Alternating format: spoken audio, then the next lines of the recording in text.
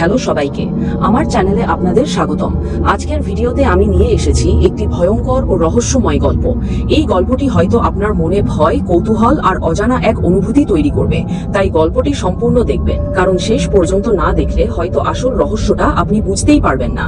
আর যদি ভিডিওটি ভালো লাগে তাহলে অবশ্যই লাইক, কমেন্ট করে আপনার মতামত জানাবেন এবং এমন আরো গল্প পেতে আমার চ্যানেলটি সাবস্ক্রাইব করে পাশে থাকবেন।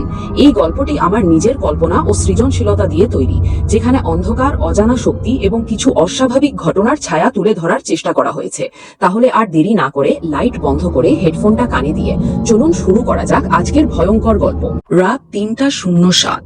সবাই বলে এই সময়টা নাকি ডেড টাইম, মানে এই সময়ে মানুষ আর অন্য কিছুর মাঝে যে সীমারেখা থাকে সেটা নাকি একটু কমে যায়। রফিক এসব বিশ্বাস করত না। সে একজন বিশ্ববিদ্যালয়ের ছাত্র।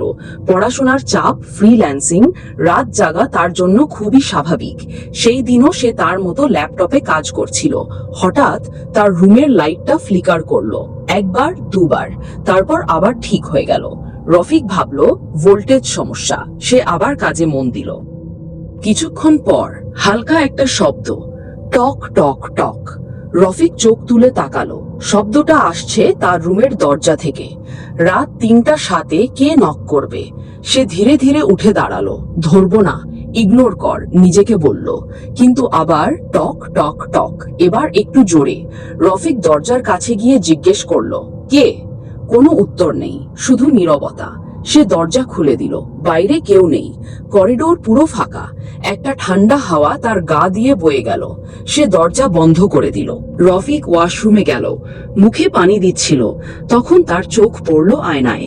সে নিজেকে দেখল, কিন্তু কিছু একটা অস্বাভাবিক। আয়নায় তার প্রতিচ্ছবি একটু দেরিতে নড়ছে। রফিক হাত তুলল। প্রতিচ্ছবি 1 সেকেন্ড পরে তুলল। তার বুক ধড়ফড় করতে লাগলো। সে আবার হাত তুলল। একই ঘটনা, প্রতিচ্ছবি দেরিতে। আমি কি ভাবছি? সে নিজেকে প্রশ্ন করল। তারপর আয়নার ভেতরে তার পেছনে একটা ছায়া দাঁড়িয়ে আছে। রফিক সাথে সাথে ঘুরে তাকালো, কিছু নেই। আবার আয়নায় তাকালো, ছায়াটাও নেই। রুমে ফিরে আসার পর তার ফোন ভাইব্রেট করলো। অজানা নম্বর। সে রিসিভ করলো। হ্যালো।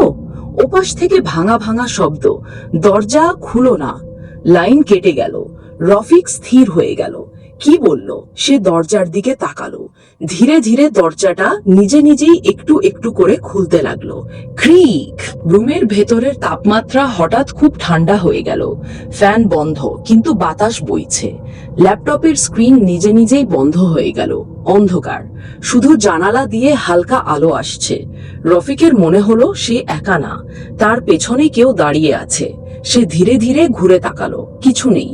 কিন্তু তার কানের কাছে একটা নিঃশ্বাসের শব্দ, হ হ হ। সে চোখ বন্ধ করে ফেলল। একটা মেয়ের কণ্ঠ, আমাকে দেখতে পাচ্ছ না? রফিক চোখ খুলল। রুম খালি। কে তুমি? আবার সেই কণ্ঠ, আমি এখানেই আছি। রফিক চিৎকার করে, বের হয়ে যাও। হঠাৎ তার ল্যাপটপ নিজে থেকেই চালু হয়ে গেল। স্ক্রিনে একটা ভিডিও চালু হলো। ভিডিওতে দেখা যাচ্ছে এই একই রুম, একই টেবিল, একই সেটআপ, কিন্তু চেয়ারে কেউ বসে আছে। পেছন দিক দেখা যাচ্ছে একটা মেয়ে, তার চুল পুরো সামনে পড়ে আছে। সে ধীরে ধীরে মাথা ঘুরায়। তার মুখ পুরো কালো, চোখ দুটো সাদা। রফিক চিৎকার করে ল্যাপটপ বন্ধ করতে যায়, কিন্তু মাউস কাজ করছে না। ভিডিওতে মেয়েটা বলে, তুমি আমাকে ইগনোর করেছিলে। রফিকের মাথায় হঠাৎ একটা স্মৃতি ভেসে ওঠে। 2 মাস আগে এই বিল্ডিং এ একটা মেয়ে আত্মহত্যা করেছিল। সবাই বলেছিল শেষ রাতে সে সাহায্য চেয়েছিল, কিন্তু কেউ দরজা খোলেনি। রফিকও সেদিন নক শুনেও ইগনোর করেছিল। তার বুক ধড়ফড় করতে থাকে। না, এটা সম্ভব না। সেই কণ্ঠ, তখন দরজা খোলনি, এখন আমি এসেছি। দরজা জোরে বন্ধ হয়ে যায়। জানালাও বন্ধ। রুম লক হয়ে যায়। তাপমাত্রা আরো নেমে যায়। রফিকের হাত পা ঠান্ডা হয়ে যায়। হঠাৎ তার পেছনে কেউ হাত রাখে, বরফের মতো ঠান্ডা। সে ঘুরে তাকায়।